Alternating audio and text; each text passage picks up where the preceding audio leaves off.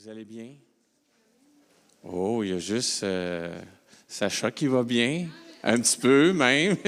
Ça se peut, vous avez le droit de ne pas bien filer. Ça se peut que ça va bien, mais ça se peut. Non, tu sais, on dit souvent ça va bien, mais c'est une formule de politesse souvent. Hein? Parce que quand tu dis, quelqu'un te demande ça va bien, puis tu dis non, ça va pas, oups, là, on ne sait plus quoi faire après.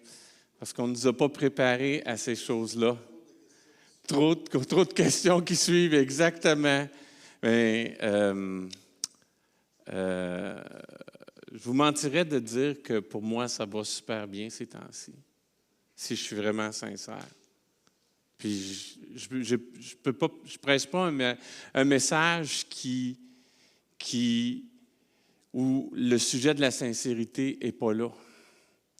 C'est central dans mon message. Alors, de vous dire en partant que ça va super bien, ça serait vous mentir. Ce n'est pas une excuse non plus. Ce qui est bien avec Dieu, c'est qu'on ne fonctionne pas nécessairement avec des excuses. C'est bien parce que lui a fourni l'excuse pour toute chose. Son sacrifice à la croix rend possible toute restauration. Les excuses, c'est pour nous. C'est pour sauver notre ego. La grâce, c'est pour lui.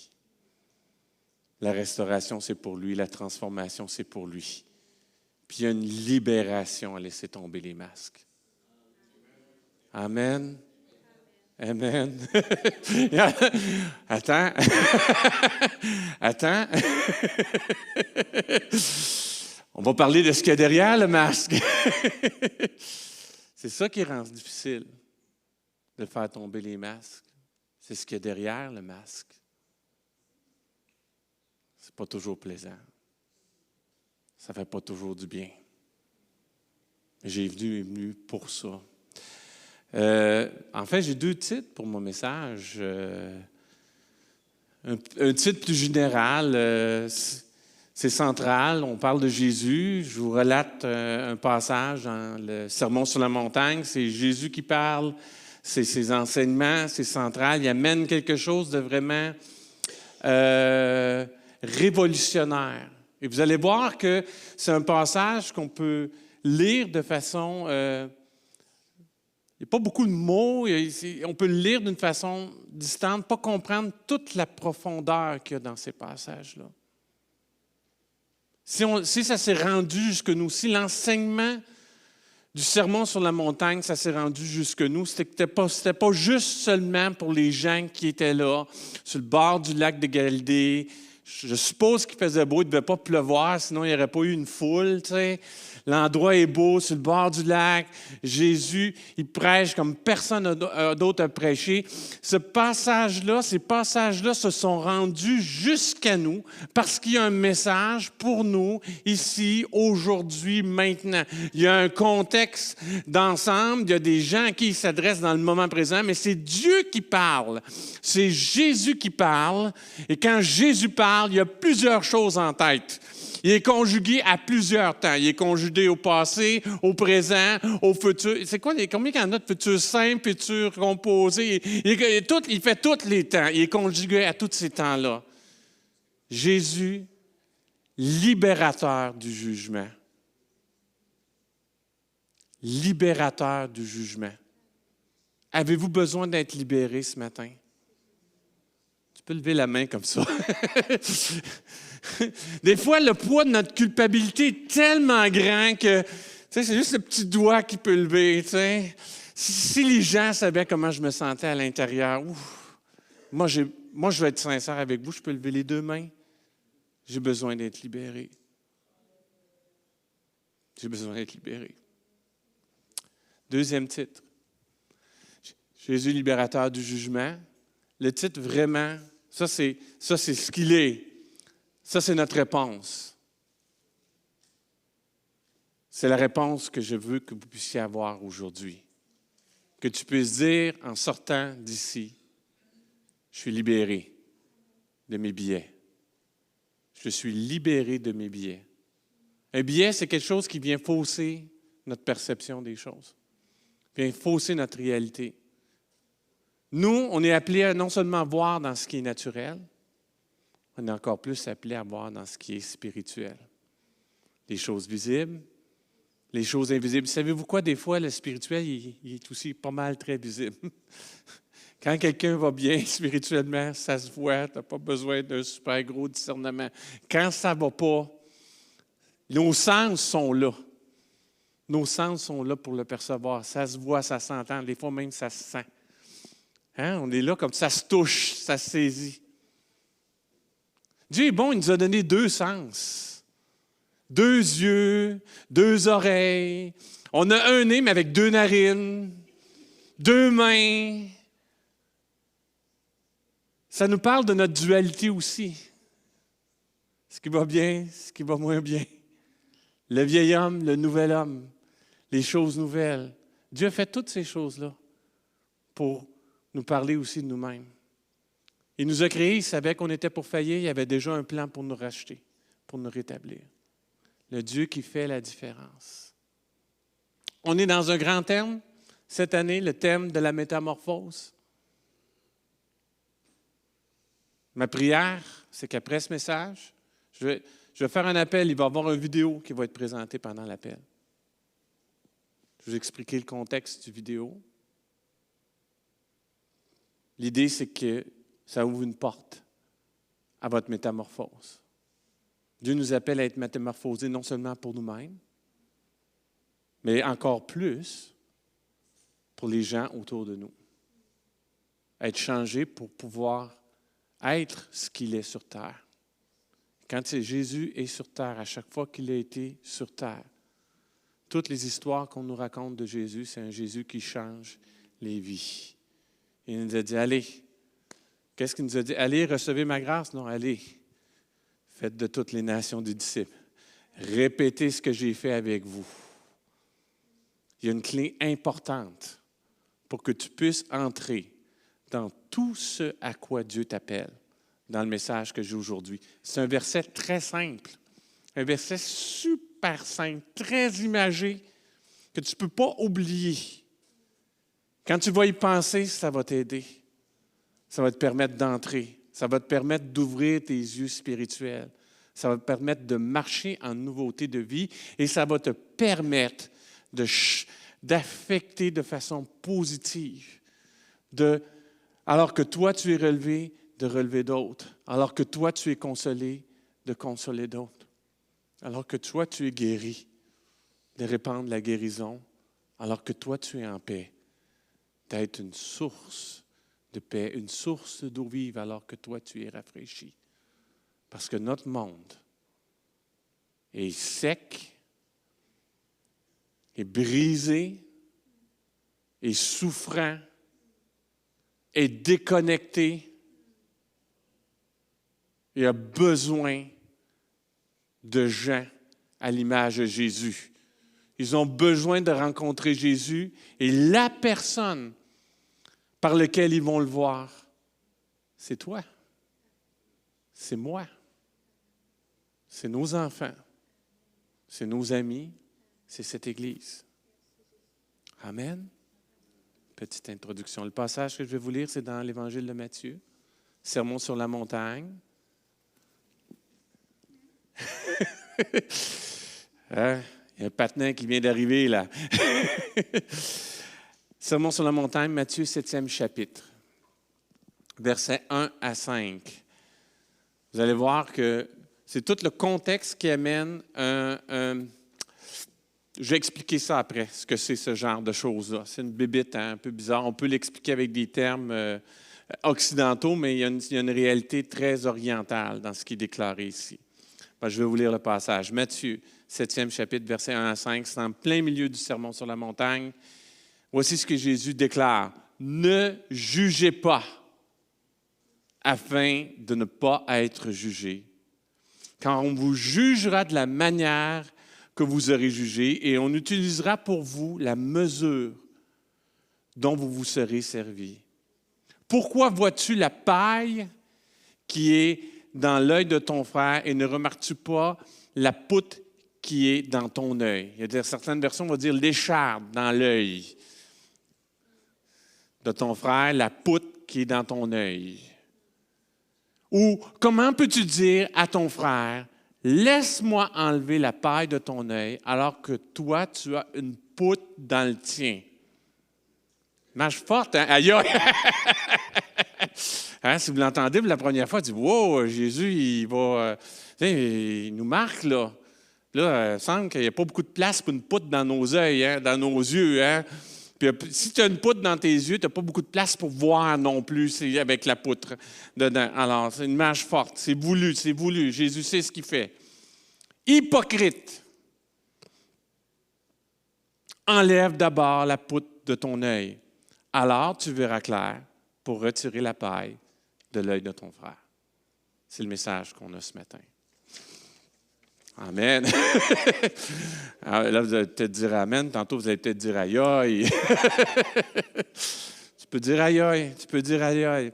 Voici comment on appelle ce genre d'enseignement-là. Souvent, on va dire parabole. Ça, ce n'est pas une parabole, hein? C'est une hyperbole.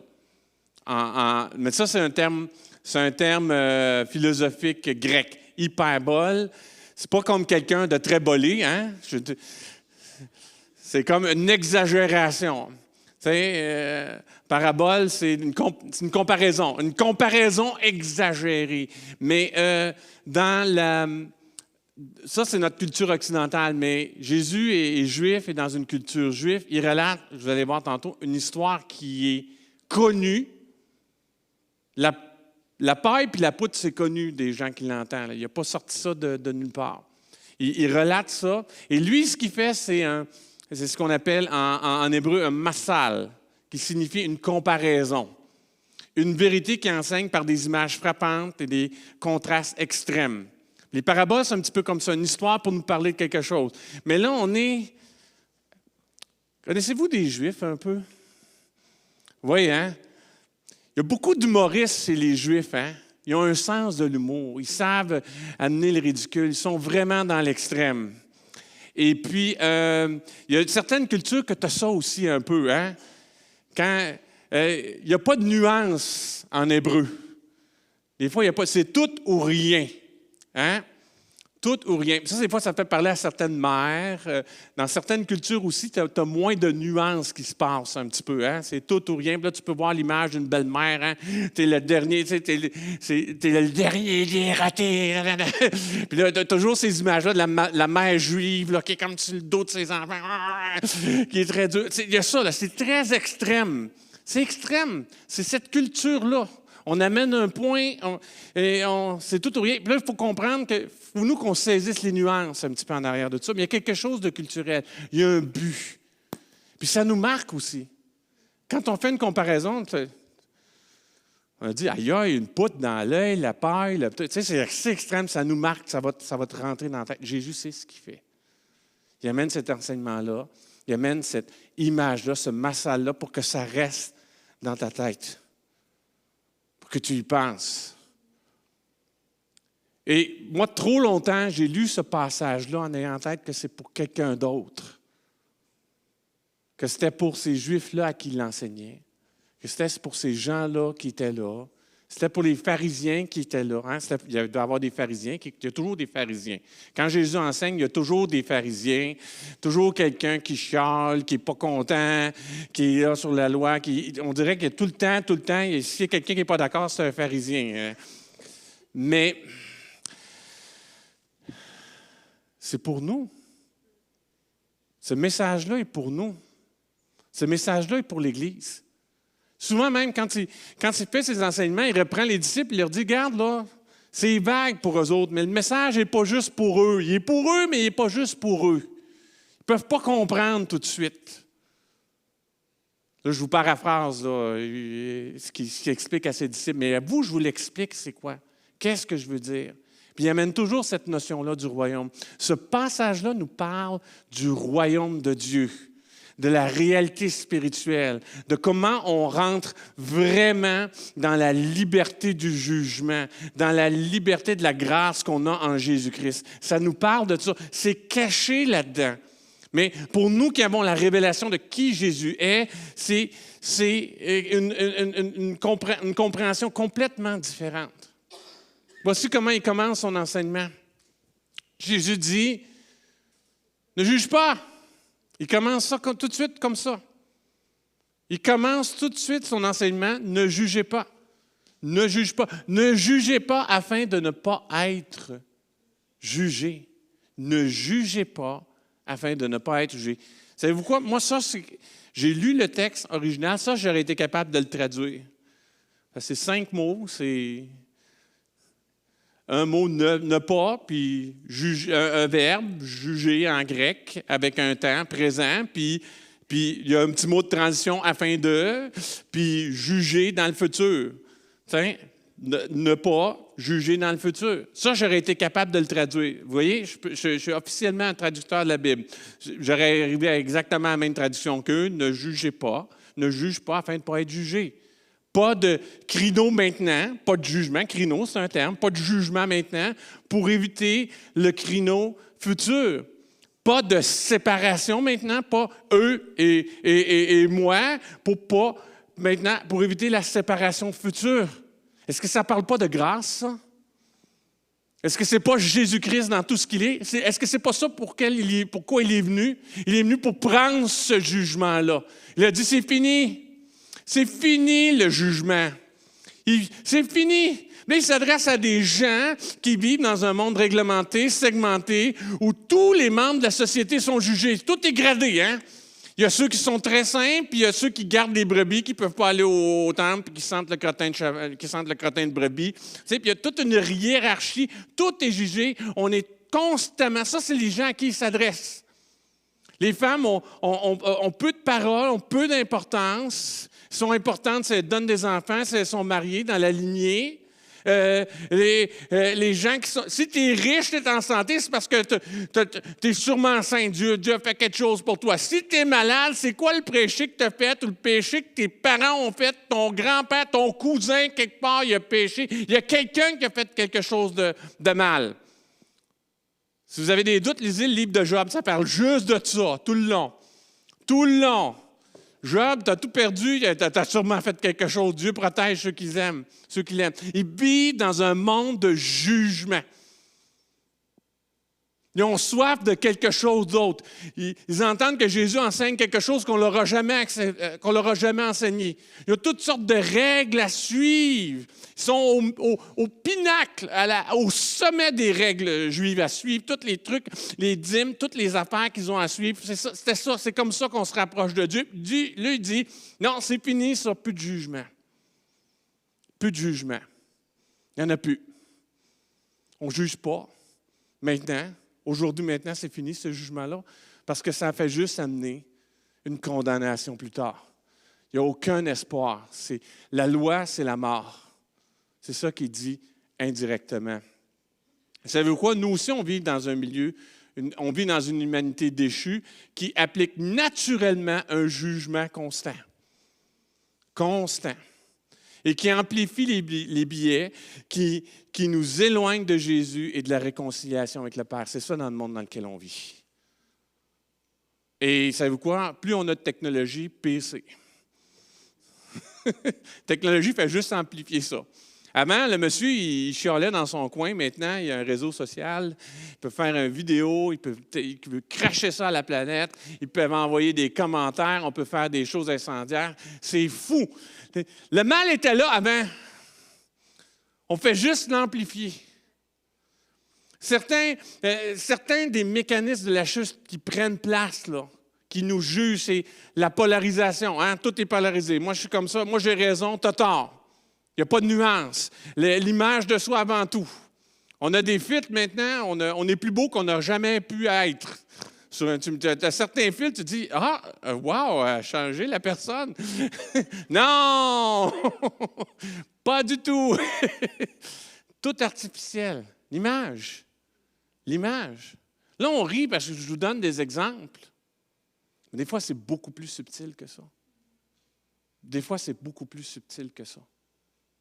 On veut protéger notre image. On a des convictions, on y tient avant tout. On se compare, la comparaison.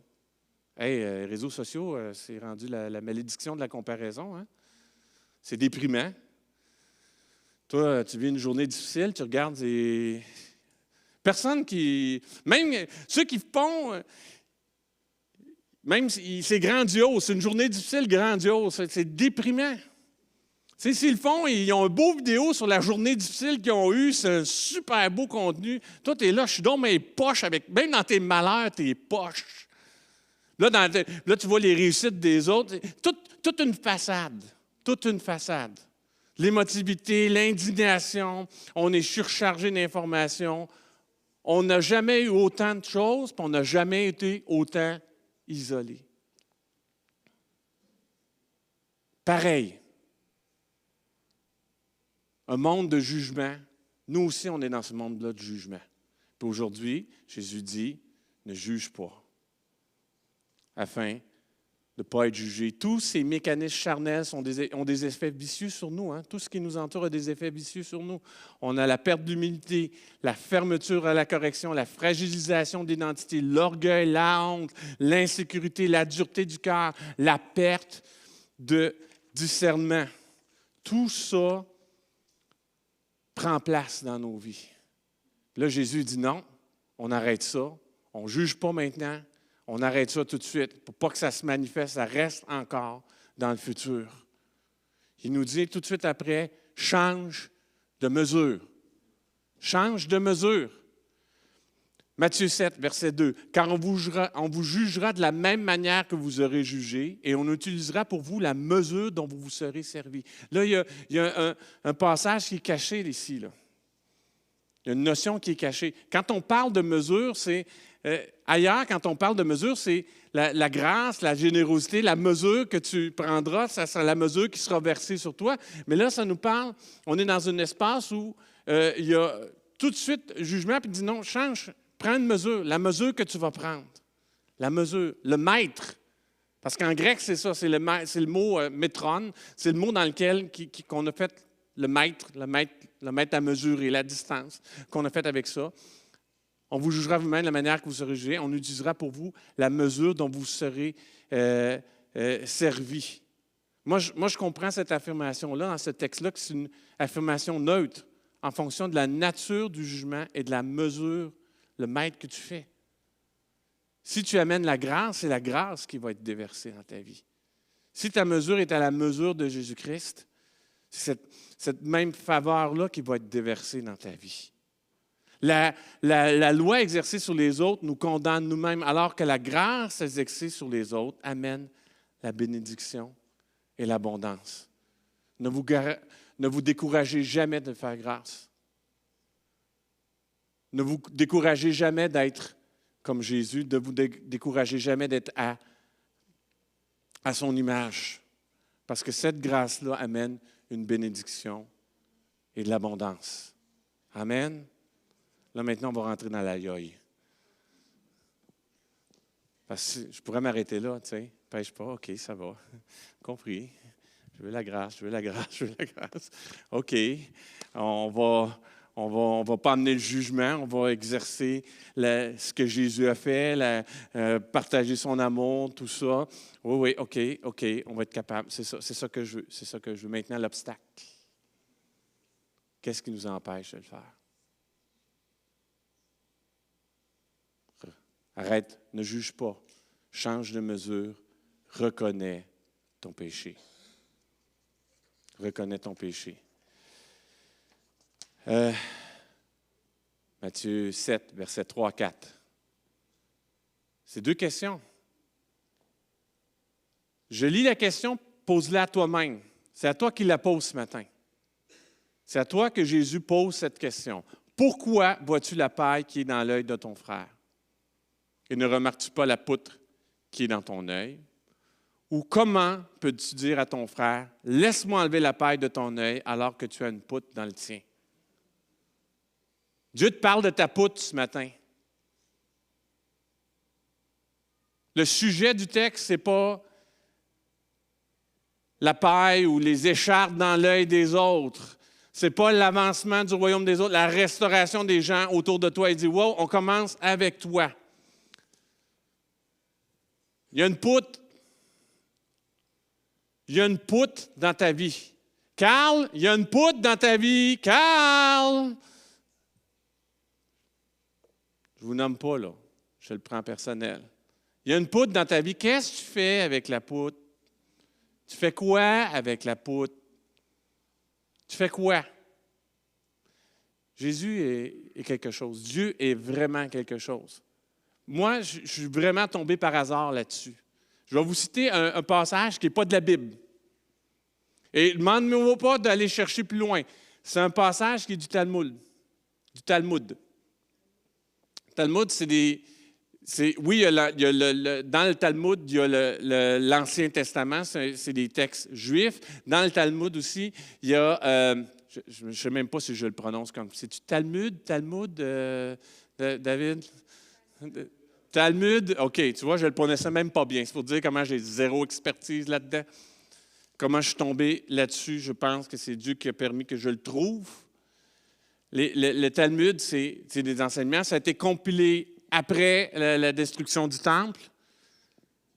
Et il y a des textes qui parlent de ça dans le Talmud. Avec l'enseignement que Jésus donne, la référence qu'il fait à la paille et la poutre, c'était une tradition orale qui existait parmi les Juifs, mais pas du tout de la même façon. Pas du tout de la même façon. Lui, il retourne l'histoire pour s'en servir et il le retourne pour s'en servir pour parler de qui il est. Est connue. Alors, cette histoire-là de la paille, des léchardes et de la poutre est connue du temps de Jésus et est relatée plus tard dans la tradition juive à travers le Talmud. Merci, David. J'ai le Talmud. Peut-être pas que je le prononce en anglaise. Le Talmud babylonien, dans un débat de rabbins. Fait qu'il y a des passages dans le Talmud, c'est des débats de rabbins. C'est comme, OK, best of. Ils cherchent à interpréter qu'est-ce qui se passe. Et là, c'est dans le livre Arakin. Alors, je ne connais pas les livres des Talmuds. C'est un commentaire entre deux rabbins. Arakin, 16b. On ne parle pas de Star Wars, ce n'est pas Anakin, 16b. C'est Arakin, 16b. Et c'est deux rabbins qui se parlent. Il y en a un, je trouve, qui a amené un point très, très sage. Rabbi Tarfon dit, « Je serais surpris qu'il y a quelqu'un dans cette génération capable d'accepter une réprimande. » Pourquoi? Parce que si celui qui réprimande dit « ôte l'écharpe qui est entre tes yeux », c'est-à-dire débarrasse-toi d'une faute mineure, l'autre lui répond « ôte la poutre qui est entre tes yeux ». C'est-à-dire que tu as commis un péché qui est bien plus grave. Rabbi, c'était ça l'enseignement. C'est les choses qu'on se disait. « Hey, t'arrivais pour reprendre quelqu'un, ôte l'écharpe qui est dans... arrange cette petite affaire. Hey, non, tu as une poutre, toi, tu peux rien dire. Tu peux absolument rien dire. » Et là, l'autre a amené un point très, très sage.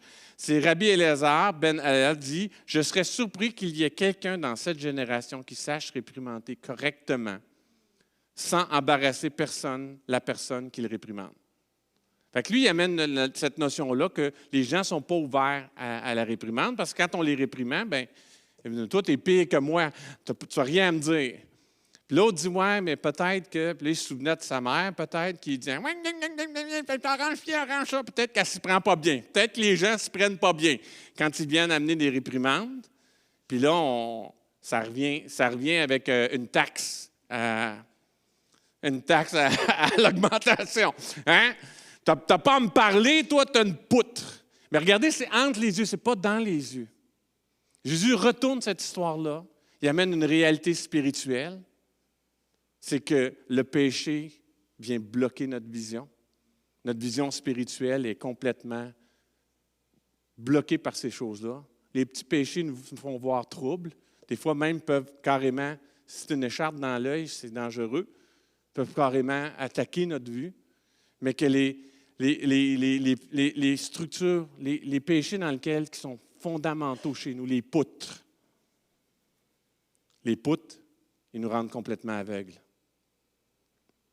L'histoire originale parle du rejet d'un reproche, non pas basé sur l'évaluation de la vérité, mais sur l'attaque de la légitimité morale de celui qui l'a formulé. C'est un sophisme. Hein?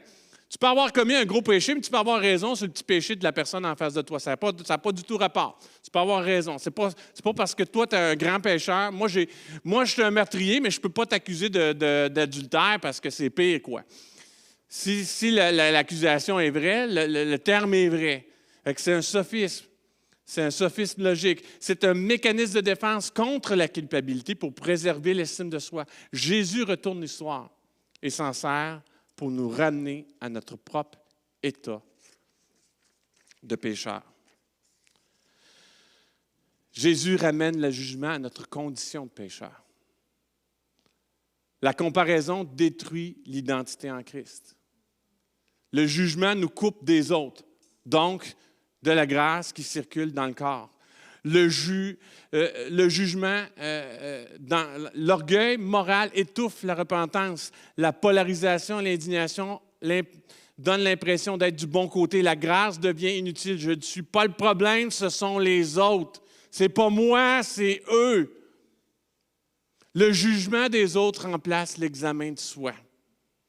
Le péché devient le problème extérieur, jamais intérieur. Ça, c'est l'histoire. Mais Jésus retourne ça complètement. Comprenez-vous que dans l'histoire, celui qui se fait accuser de la poutre, ce n'est pas lui qui est dans le tort, là. C'est l'autre qui refuse un jugement. Mais lui, Jésus reprend cette histoire-là.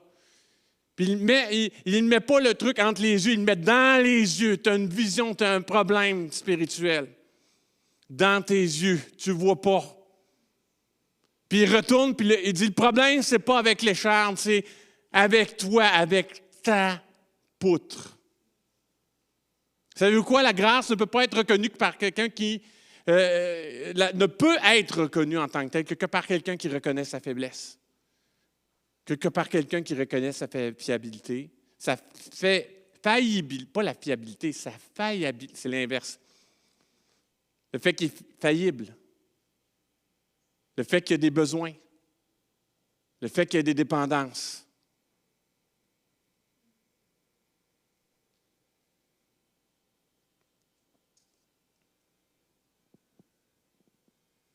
Elle est là pour toi, la question. Une poutre.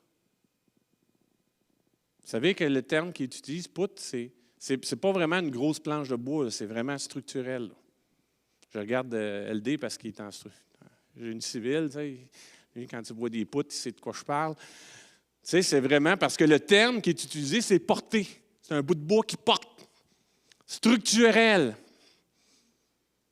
À cause de notre vie, à cause de ce qu'on a vécu, à cause de notre nature pécheresse, on a bâti des poutres dans notre vie.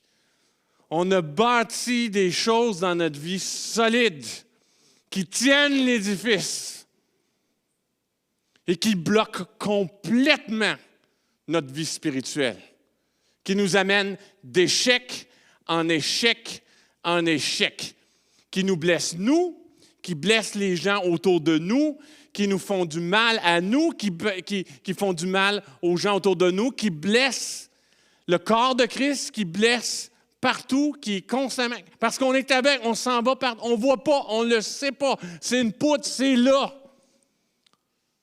On n'y pense même pas, c'est plus qu'un angle mort. Plus qu'un angle mort. Une grosse poutre.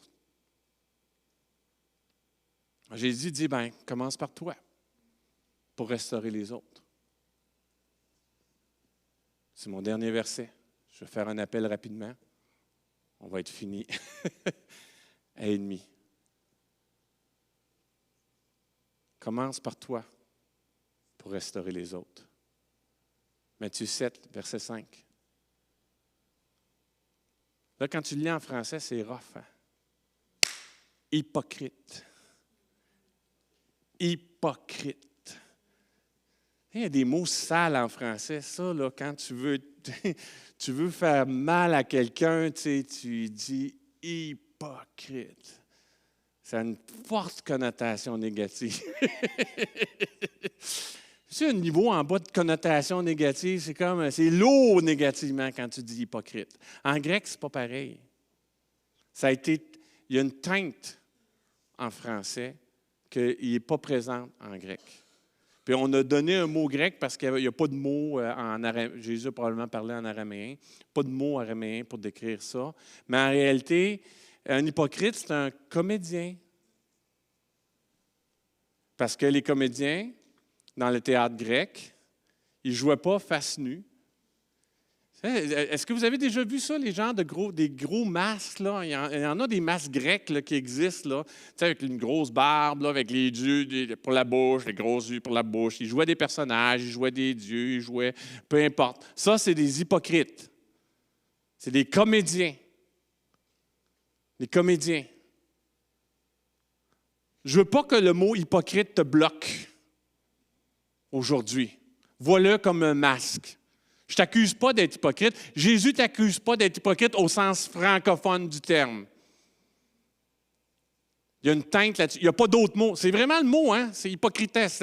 On l'a pris du grec, mais on a rajouté pas mal de bagages. Il y a un gros sac plein de roches de culpabilité dessus. Jésus, c'est pas ça qu'il dit. Il dit, « Hey, tu as un masque. Enlève le masque. » Tu te masques présentement, tu joues un rôle, c'est pas toi, c'est pas ça pourquoi je t'ai appelé, c'est pas ce que tu es vraiment. Enlève le masque. C'est ça qui va te permettre d'enlever la poutre de ton œil. Alors tu verras clair pour retirer la paille de l'œil de ton frère. Alors tu verras clair. Pourquoi Jésus a pris cette histoire-là random qui existait, cette histoire-là de comparaison, puis il s'en est servi? Pourquoi la poutre est si importante? Jésus a été cloué sur une poutre. En fait, c'est 2 poutres, là. Qu'on a. Je suis celui qui a été jugé sur la poutre de ton péché. Je suis ça. C'est ce que je suis. On l'a accepté, on l'amène, mais on a toujours des poutres à amener à Golgotha.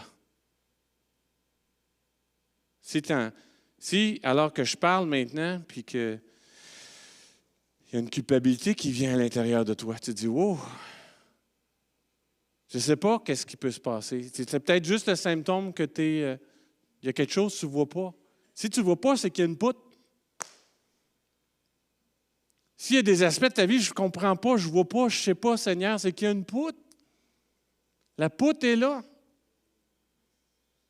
Pas besoin de comprendre le péché dans ta vie pour l'abandonner. Pas besoin de comprendre toutes ces choses-là. On bâtit des choses pour préserver notre image, pour être bien. Qu'est-ce qu'on est devant Dieu? Qu'est-ce qu'on est? Qu'est-ce qu'on est? Pourquoi on porte un masque? Pourquoi? Quand tu gardes ça, c'est une culpabilité que tu gardes à l'intérieur de toi. Tu ne vois pas le ciel. Tu ne vois pas la grâce. Tu n'as pas la possibilité de parler la vie parce qu'il y a un masque de culpabilité qui est là sur toi, un masque de condamnation. Vous savez ce que j'ai trouvé difficile dans la situation que je vis avec ma mère? Puis maman, je t'aime. Je ne sais pas, peut-être elle va écouter ce message-là un jour. Je ne sais pas. Maman, je t'aime. Maman a fait son possible. Je la voyais aller. Je voyais des choses qui n'avaient pas d'allure. Puis je me rends compte que les choses qu'elle déclare qui n'ont pas d'allure, j'ai bâti des pans de mur avec ça, moi, dans ma vie. Belle grosse poutre. Je le vois même pas, j'y pense même pas souvent, je réagis par réflexe. C'est là. J'ai intégré ça. J'ai intégré des condamnations, j'ai intégré des obligations, j'ai intégré toutes sortes d'affaires.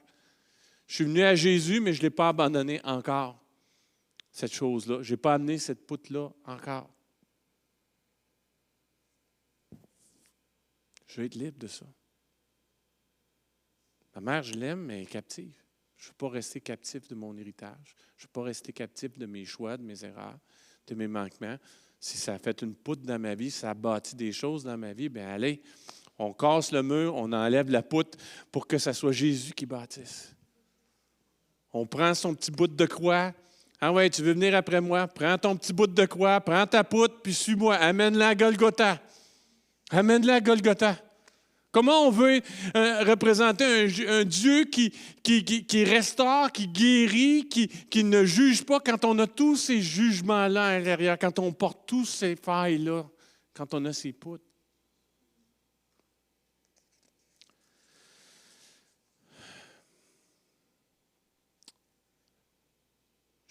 Juste préparer la vidéo. Je suis tombé sur cette vidéo-là, je ne sais pas. Un autre truc que je suis tombé. Merci Seigneur, hein? Il m'a fait trouver le Talmud. Je ne suis pas un expert de Talmud. Je ne l'aurais jamais trouvé. Je n'ai pas trouvé ce que j'ai trouvé dans les commentaires. Il n'en parlait pas du fait que c'était un enseignement. C'est quelque chose qui était présent dans l'historique juif, cette poutre de la paille. Là, j'ai vu que non, il a pris une histoire qui était existante. Je ne l'aurais jamais trouvé. Je n'aurais jamais trouvé cette vidéo-là. Ça m'a bouleversé. C'est un ministère, ça s'appelle God Behind Bar. J'ai juste trouvé le nom du gars qui l'a fait tantôt. Il est sur mon cellulaire. C'est un monsieur qui était dans la vingtaine, un jeune homme qui était dans la vingtaine, qui était un sportif. Il voit ses amis, il s'en va aller en prison, puis ça le vire à l'envers. Il dit, c'est un ministère qui va dans les prisons. Parce qu'il dit, il y a 1,2 million de gens en prison aux États-Unis présentement. Pour loin de 1% de la population est incarcérée aux États-Unis. C'est des gens qui ne sont pas rejoints par l'Évangile. Puis lui, son ministère, c'est ça, de débuter des églises, des communautés à partir des gens qui sont en prison, puis de matcher avec des églises à l'extérieur, puis partir des cellules dans les prisons. Puis là, je cherchais des vidéos sur... je ne me souviens même plus du chanteur. Puis il est là-dedans, il y a une vidéo qui est faite à la prison. La prison s'appelle, ce n'est pas son vrai nom, mais il l'appelle Angola. Angola. C'est aux États-Unis, Angola. C'est quoi l'affaire? Ah non, c'est laid. C'est laid. C'est la prison d'État de la Louisiane. La prison de l'État de la Louisiane a été faite sur une ancienne plantation d'esclaves. 75 km². C'est gigantesque. C'est 15 fois la grosseur d'Audubon Park. 15 fois la grosseur d'Audubon Park. Les conditions sont super difficiles. C'est des gens qui sont en prison à vie. C'est une plantation. Ils font aussi du truc agricole là-dessus. Ils souffrent, les gars, là. Ça s'appelait Angola parce que dans cette plantation-là, c'était des esclaves de l'Angola qui étaient là-bas. C'était le nom. Fait que la prison est connue comme Angola. Quelle horreur! Quelle image de captivité. Tu ne peux pas avoir une plus grande image de captivité que ça. Angola. Angola. Esclave. Tu arrives, tu es en prison, des gens qui sont là à vie, il y a des gens qui sont dans le couloir de la mort là-bas. Il y a des gens, j'ai vu quelques vidéos d'eux autres, tu vois, il y a des gens qui ils vont mourir en prison. Ils sont là depuis des décennies. Il n'y aura pas de libération. On est à Louisiane, là. Aux États-Unis, tu n'as pas de... des fois, tu as de la prison à vie, c'est de la prison à vie. Tu es là pour toujours. Quel espoir ils ont là-bas? Puis d'autres, ils s'en vont. Ils apportent un message de liberté à des gens qui sont en prison. Pas de masque en prison, hein? Ces gens-là sont entourés de leurs poutres. Tout ce qui les a amenés là-bas. Ils ont juste ça à penser. Ils les voient. Là, ils sont conscients. Là, leurs yeux s'ouvrent. Ils ne peuvent pas être dans le déni. Puis ils sont libres. Le titre du chant, c'est There is the shadow of Calvary. Il n'y a pas de condamnation à l'ombre du calvaire, à l'ombre du sacrifice de Jésus. Alors, moi, je veux finir mon message comme ça. Je veux le laisser vraiment libre. Il est ennemi. Je veux juste mettre ce chant-là. On a le temps d'aller au repas partage. On n'est pas en retard. Mais alors que ce chant-là joue, alors que vous allez voir des gens qui sont vraiment touchés, ils montent des baptêmes, si la poutre devient apparente, je vous demande de faire un geste, sans condamnation, sans rien, juste de t'avancer.